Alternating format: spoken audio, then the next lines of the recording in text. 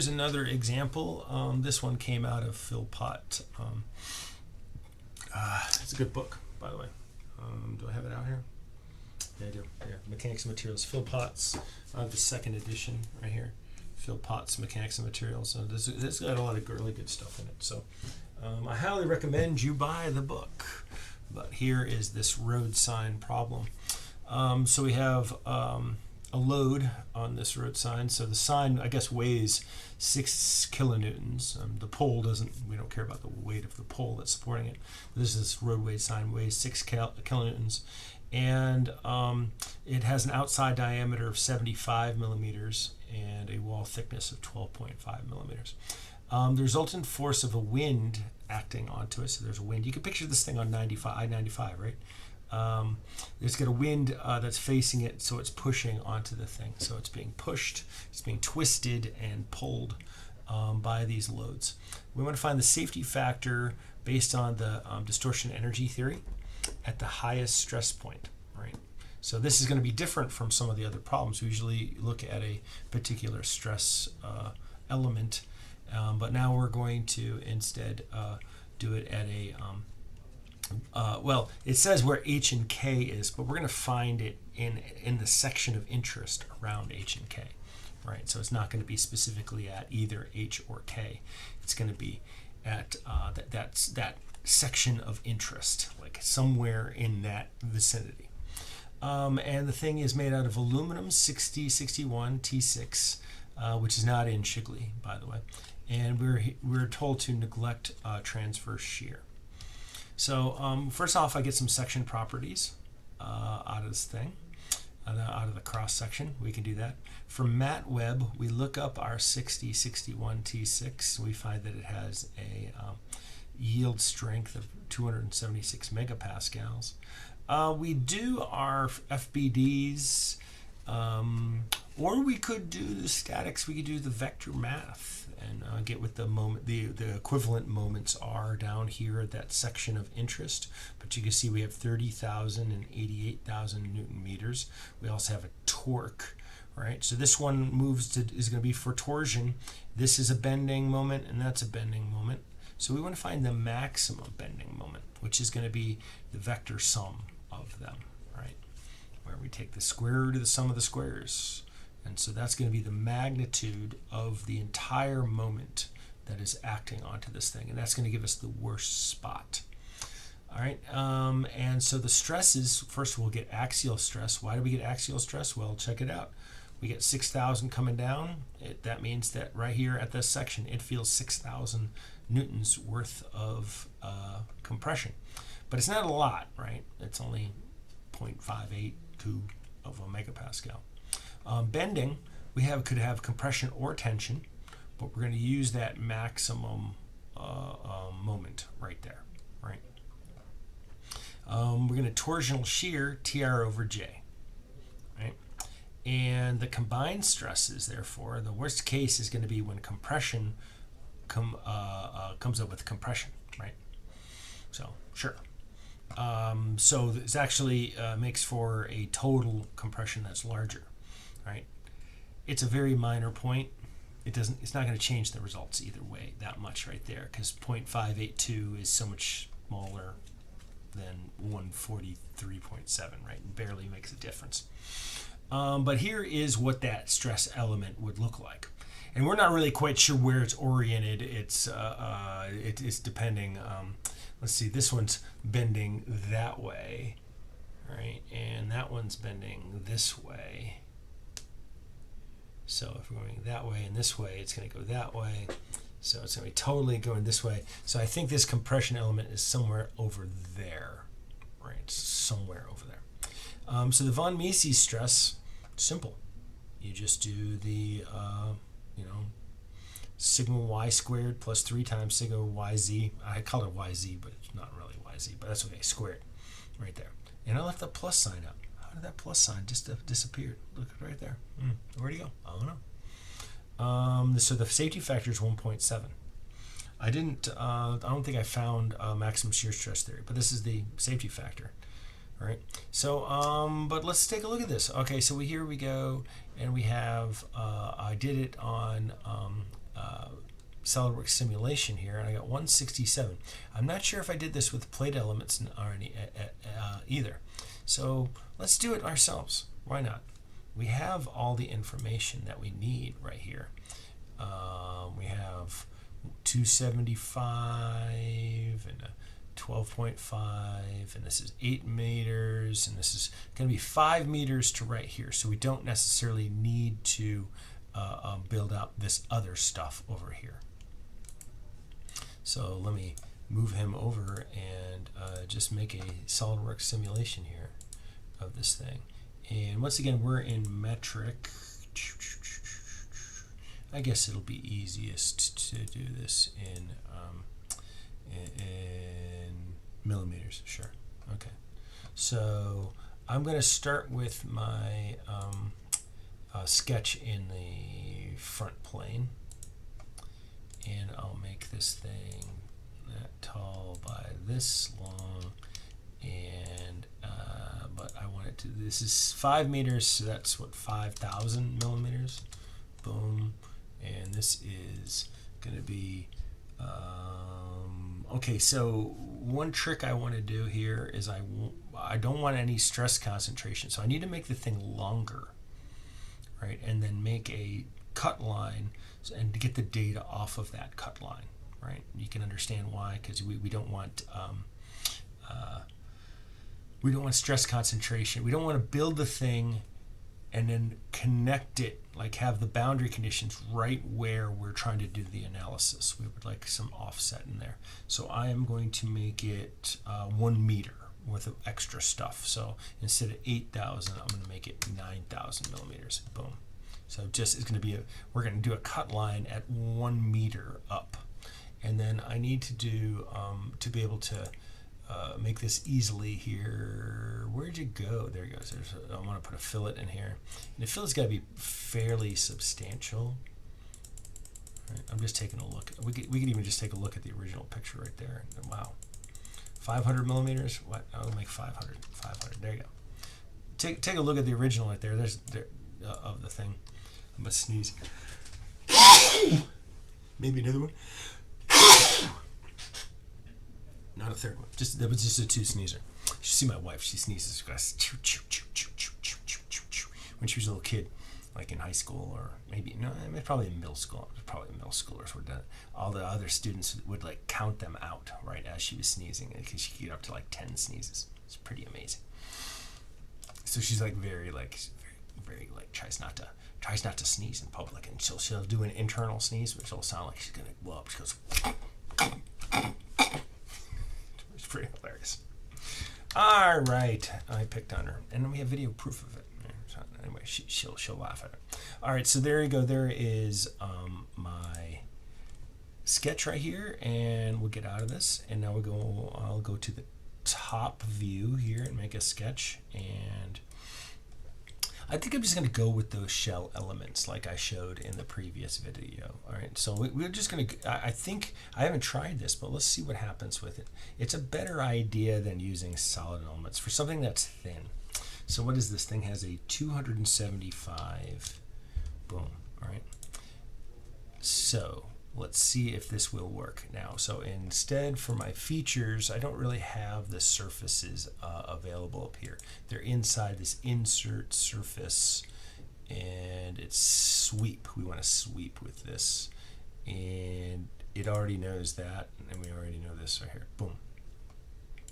Okay, so we made surfaces, and we don't need to put an end cap in there because it's not a pressure vessel. I'm trying to think about this.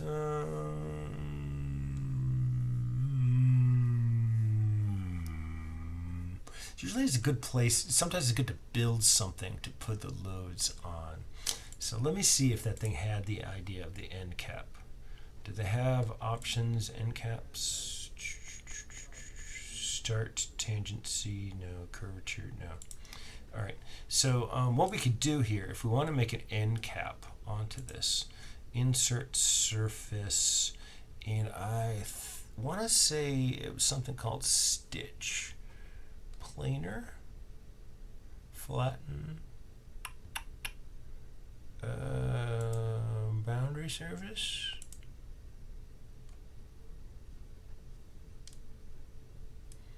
No. I don't know. I don't know how to do it.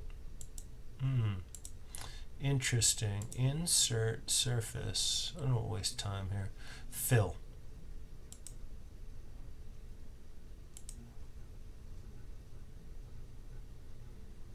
I see the little thing in there. I don't know.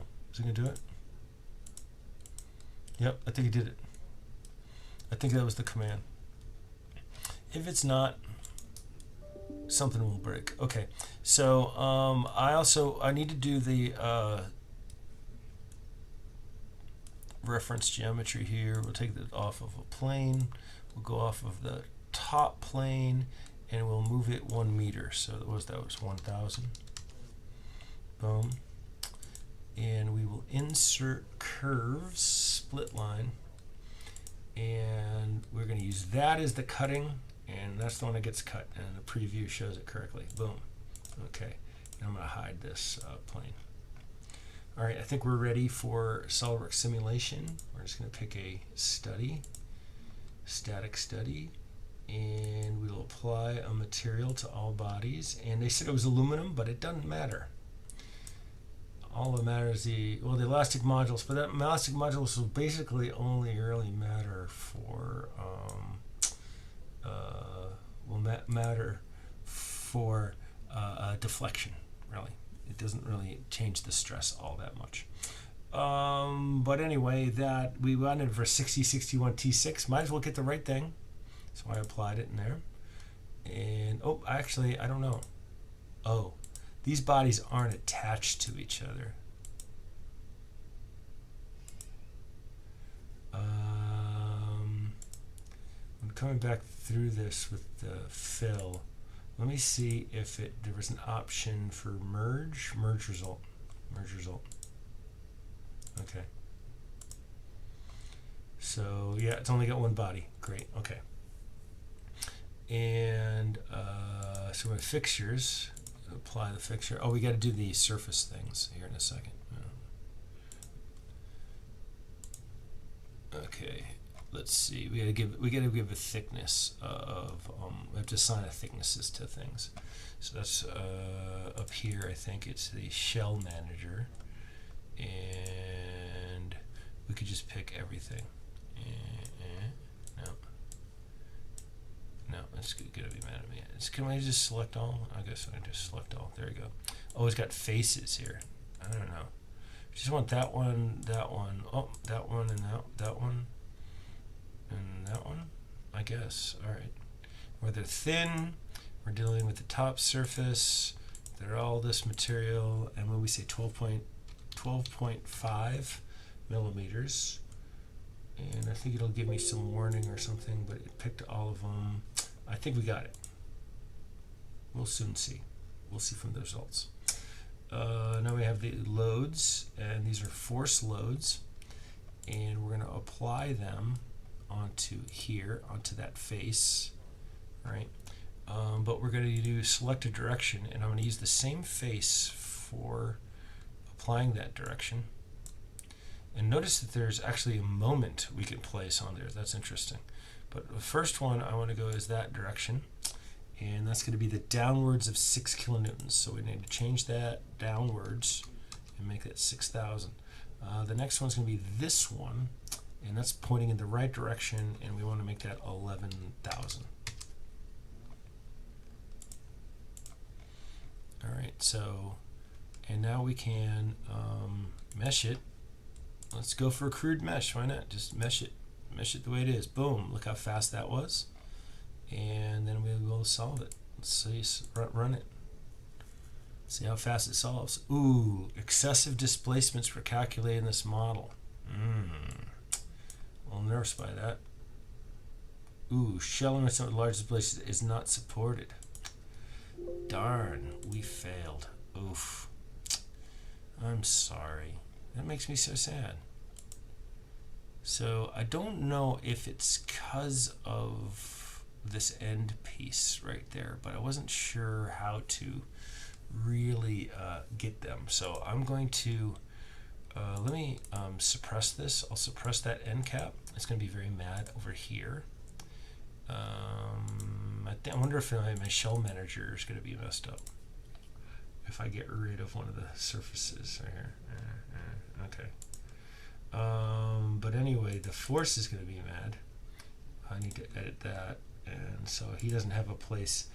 We're going to put the load onto there, and we're going to pick. Let me pick this right plane. That guy's going to be my right plane. There you go. And so does this still... Okay, so this guy's... I need to reverse the direction. No, I need to reverse the direction of... That one needs to be down. All right, so these are both wrong now right here. Let me see. Okay, so this one is... It needs to be reversed, and it needs to be 11,000. This one is downwards. That's correct. Whoop. It needs to be 6,000. And this one was actually 1,000. 11,000. It's supposed to be 11,000. Sorry, 11,000. Right. So I don't think, you know, this is going to be.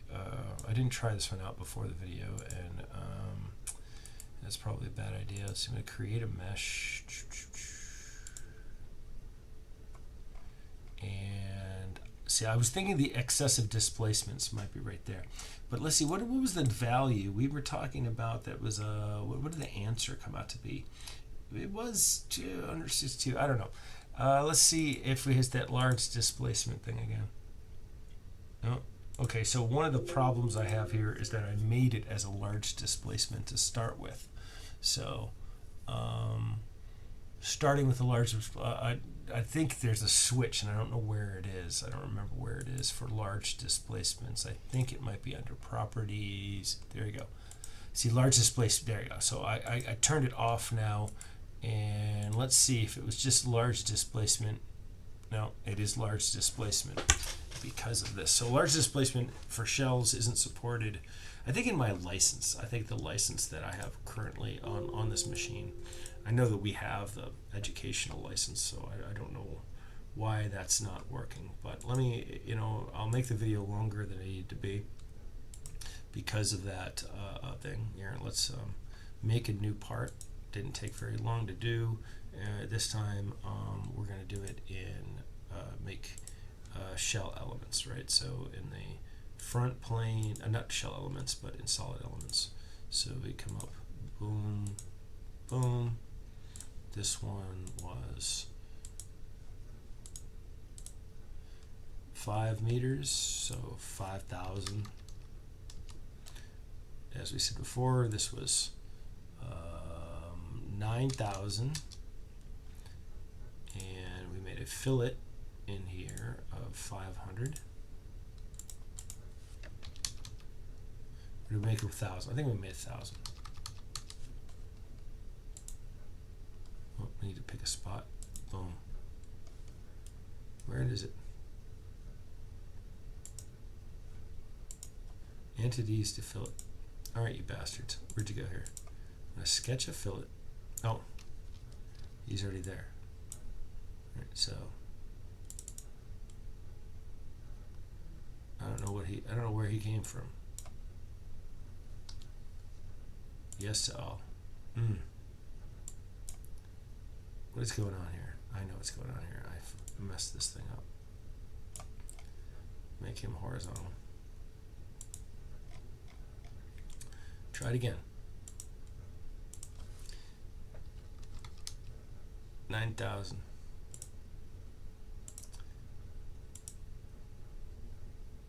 5,000. Here. Go right there. 1,000. Enter. You're done. Great. Okay. So, how complicated did I make that? I don't know. Let's go top plane.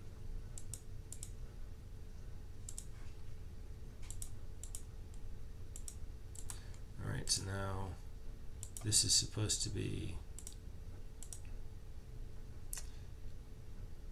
275 millimeters. And this is supposed to be 12.5. Alright, in the thickness. And let's take that and and sweep off of this sketch. Boom. And we want to do our top plane and create a reference. And they did it again. Okay, good. And then like we want to insert a curve, a split line. And we'll use that to create a line on the outside that's right there. Boom. And then we'll hide this plane. We go to our simulation, create a study, set this thing as aluminium,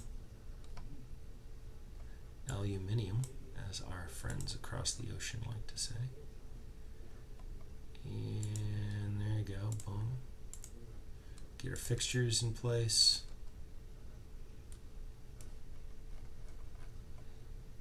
And put our loads in place.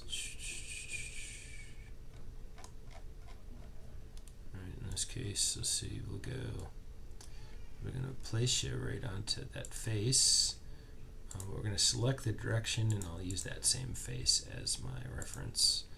And in that direction, nope, that's up. We want to go down, and we want to go down by 6 kilonewtons or 6,000. And so this guy, yep, we're going to reverse him too. He wants to go that way, and he's 11,000.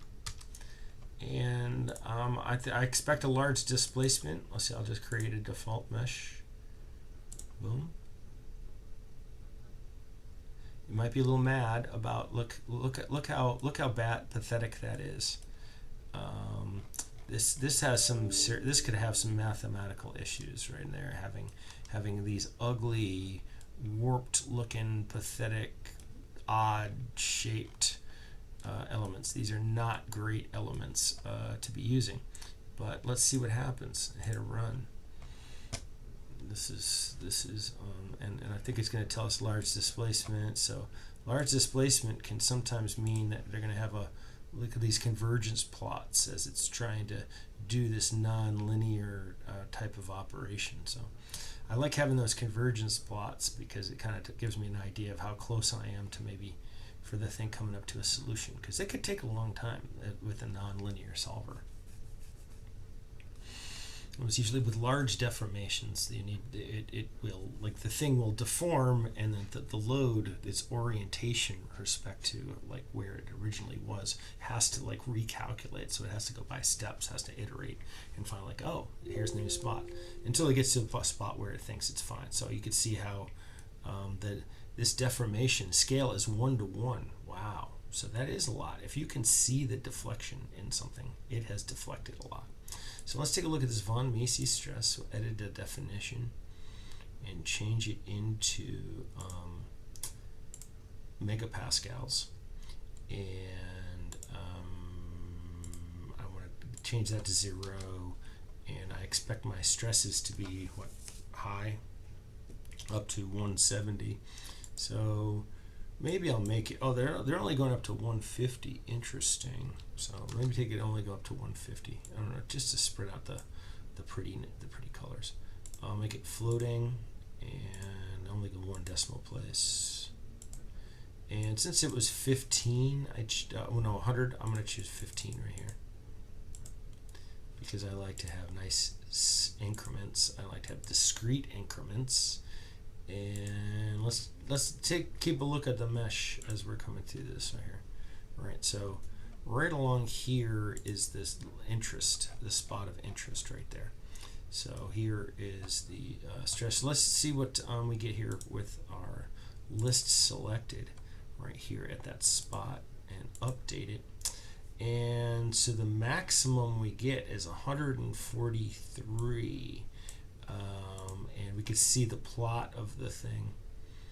Yeah, we'd like to see that more look like sort of a sine wave kind of thing, because it's showing it's like wrapping all the way around the things. And remember, we're in tension and compression, right? So the compression side is going to be a positive number in this case, because everything in von Mises is a positive number.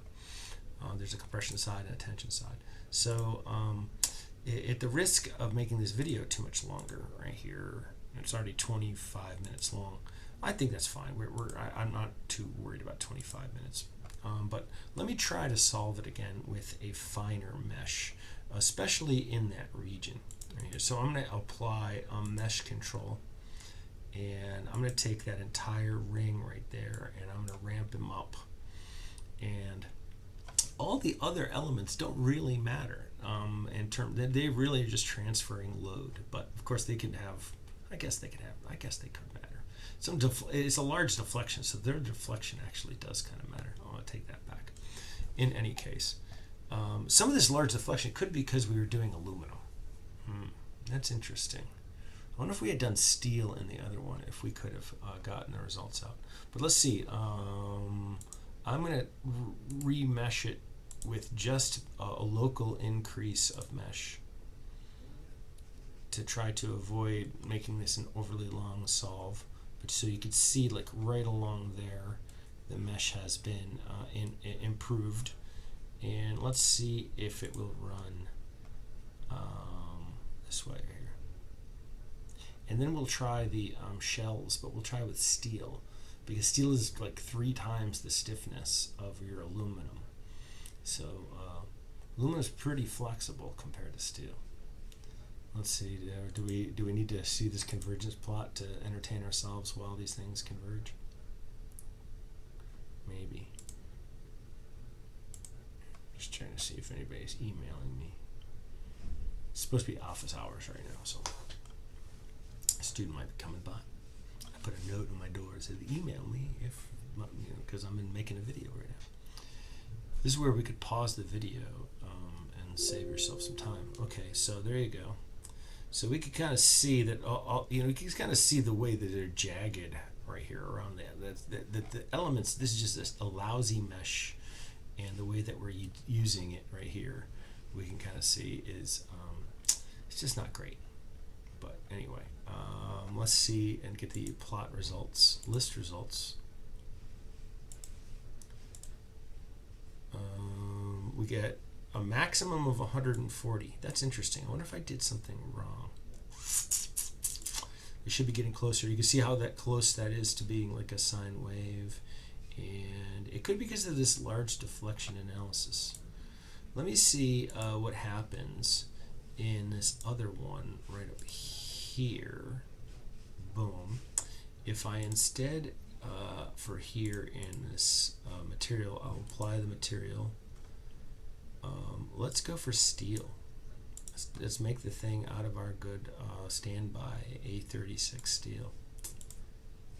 And in the properties, let's turn off the large the large deflection is turned off. Okay, so let's run the thing, and boom! See how quickly that went? Yeah, that's why I had that large deflection right here, and you could see the deformation scale is like 3.1 there. Okay, so let's take a look at our the stress. The stress thing didn't come out. Well, I never got a chance to change the defaults onto this right here. So let me take megapascals. Let's go from. Oh, once again, I didn't get the automatic scale usually gives you an idea what the maximum is going to be. I anticipated it to be. What do we anticipate to be? 162 megapascals. I have gotten the correct answer before. So let's go 150 right here. I did something differently, I think. Floating. 1 decimal place. Turn you into 15. It doesn't matter, not this time, but I don't care.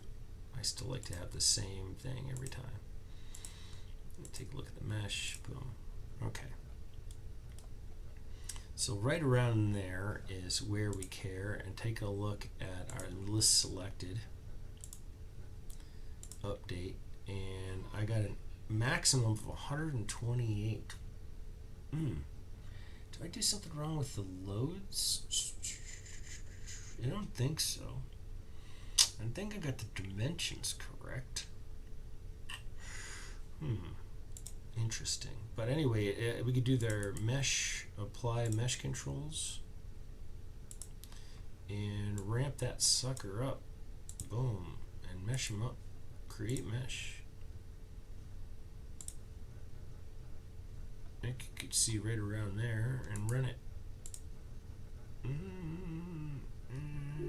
Boom.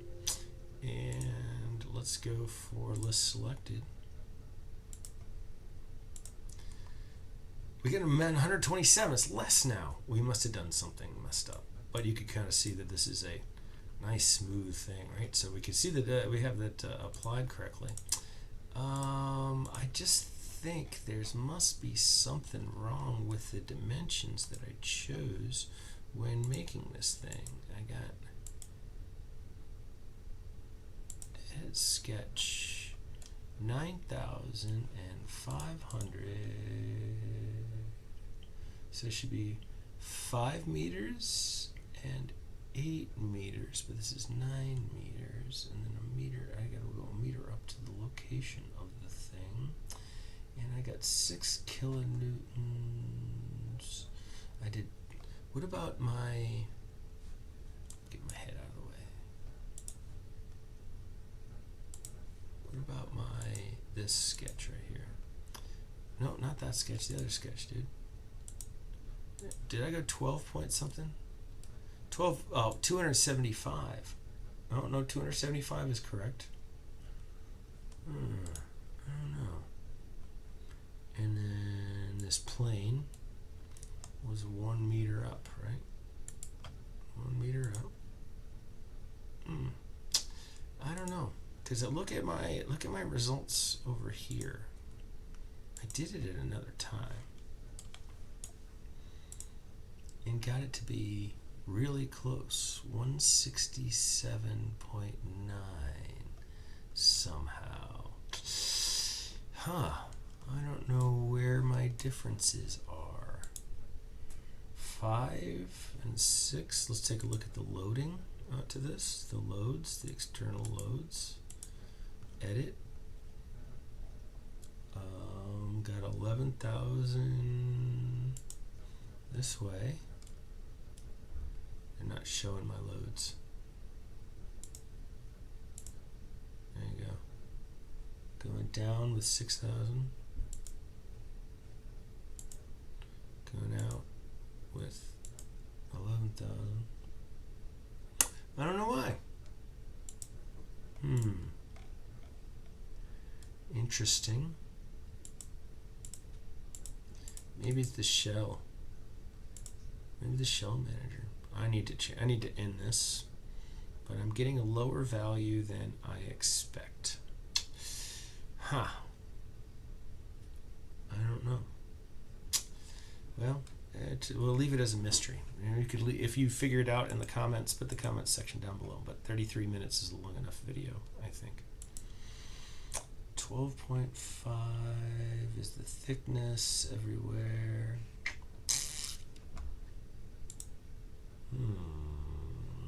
Let me pause and come back. I'm going to figure this out and come back. Okay, well, here is the answer. All right, it was because of the mesh everywhere else did a lousy job of transferring the stuff over to our location. So here I improved the mesh on the solid one, right, on the solid piece everywhere, as well as mesh refinement right here where we cared about the thing. And you can see that the maximum came out to 166.7. Here is what it looks like right here. So you can see there's a kind of goes on both sides, actually. You know, there's really not that much difference due to the axial, but there's a slight difference due to the axial. You can kind of see, right, in terms of the maximums right here. So on either side, whether it's, whoops, this is kind of graphically slow, and there's, you know, one of these sizes is compression and one side is tension, but they both look the same in von Mises because they don't making a distinction between tension and compression. They're just what the overall magnitude of the thing is, because you know you're taking the square root of the thing squared, so you're just always getting the magnitude.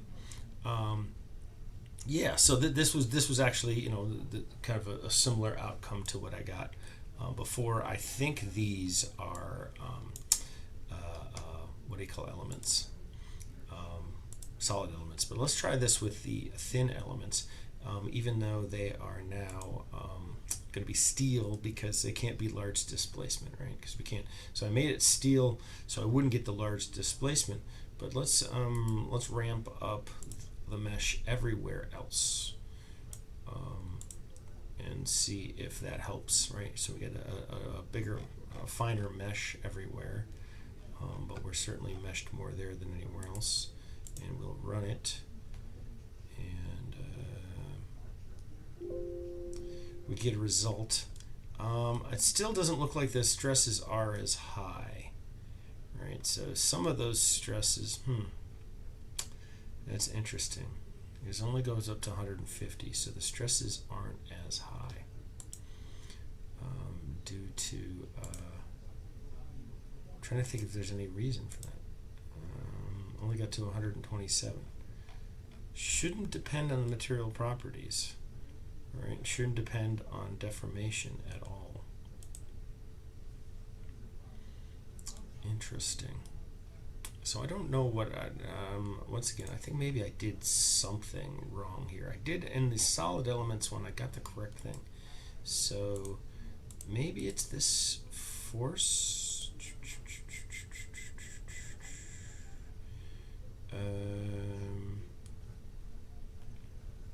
I checked this already though, right? So we went, there was the down of 6 kilonewtons, and there was the over with 11 kilonewtons.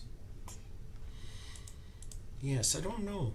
It's I know what the right answer is supposed to be. This is very much what the analyst's dilemma is when trying to solve something. Is you get an answer and you have to double check. You have to check all the ways that you could possibly have gotten it wrong. So by doing this in multiple ways, I'm kind of having to diagnose the model. I spent a lot of time doing that. But anyway, I've made this video way longer than it needs to be. No one's going to watch it.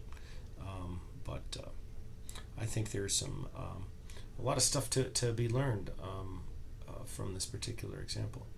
And I wish I could have figured out where these aren't mesh. These aren't. I should have checked this before I made the video. That's what I should have done. But anyway, take care.